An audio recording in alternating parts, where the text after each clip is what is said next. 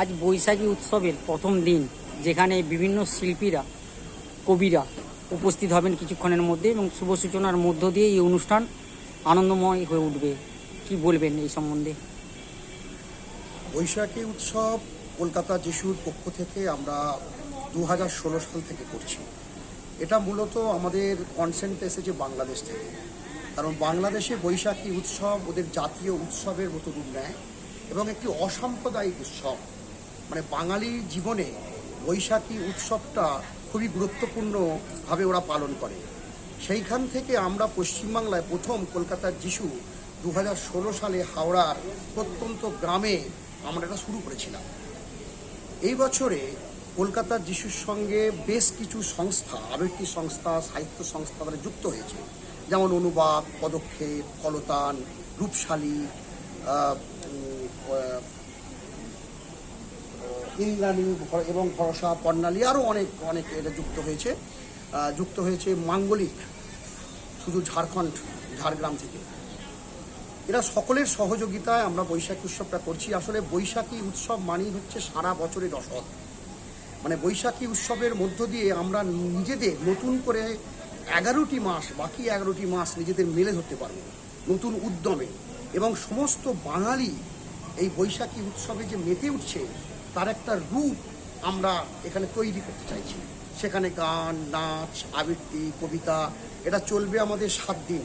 7টি পর্বে আমাদের এই অনুষ্ঠানটি হবে। আজকে আনুষ্ঠানিক উদ্বোধন করছেন বিশিষ্ট কবি সুবোধ সরকার, আপনারা জানেন। কিন্তু এর আগে আমরা 2টি পর্ব অলরেডি করে ফেলেছি। একটি শিশু দিবস পালন করেছি, আরেকটি দিন আমরা করেছি অনুষ্ঠান। আগামীকাল 12টা থেকে এখানে অনুষ্ঠান আছে, 20 তারিখে অনুষ্ঠান আছে, 28 তারিখে আছে, 9 মে এবং 12ই মে করে আমরা বৈশাখী উৎসব এবছরের মতো শেষ করব। আবার সামনের বছর আবার আমরা নতুন উদ্যমে আমাদের নামবো।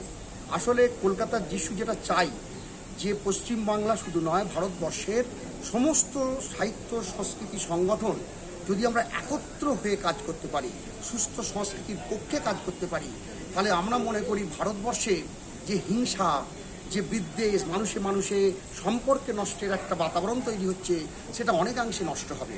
এবং আমাদের পরবর্তী প্রজন্ম এ থেকে শিক্ষা গ্রহণ করবে যে আমরা বেঁধে থাকি, আমরা কেউ বিচ্ছিন্ন নয়, আমরা মানুষ, আমরা সমস্ত ঋতুকে যাতে আমরা মনের সঙ্গে একত্র করতে পারি, সেই সম্পর্ক তৈরি করতে পারি, সেই নিয়েই আমাদের বৈশাখী উৎসব। এখান থেকে দর্শকদের কি বার্তা দেবেন শুভ নববর্ষে? দর্শকদের বলবো যে আপনারা সাংসারিক জীবন যেমন পালন করছেন অবশ্যই করুন, তার সঙ্গে সাংস্কৃতিক জীবনও পালন করুন। কারণ সাংস্কৃতিক জীবনের মধ্যে দিয়েই একটা আনন্দ, বাঁচার রসদ খুঁজে পাওয়া যায়। দর্শকদের বলবো যে নেমন্তন্ন না করলে, আমন্ত্রণ না জানালে আপনারা আসবেন না তা নয়। এমন কোনো সংস্কৃতির কোনো অঙ্গ নেই যেখানে কোনো মানুষকে বাধা সৃষ্টি করে। সমস্ত মানুষের জন্য উদার দ্বার এই সংস্কৃতি অঙ্গন। আপনারা আসুন, ভালো থাকুন, সুন্দর থাকুন, সারা বছর আসুন, আমরা একাত্ম হয়ে থাকুন। আপনার নামটা যদি? সাতকর্ণী ঘোষ, সম্পাদক, কলকাতা যিশু।